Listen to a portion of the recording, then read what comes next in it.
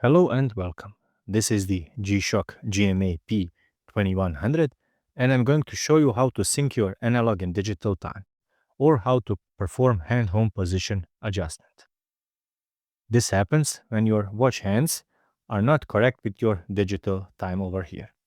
To do that, we press and hold the upper left button for 5 seconds until age set appears, hold, and release it when the zeros over here show up and begin to flash.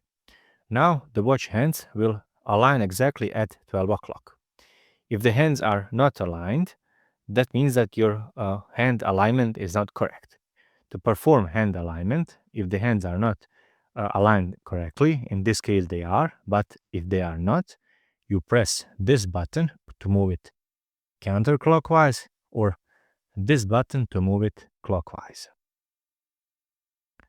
The correct position is, as I have said, exactly at 12 o'clock. So you can see we have set it exactly at 12 o'clock. To implement the setting, simply press the adjust button. The watch will go back to the standard timekeeping mode and your analog time should correspond to your digital time.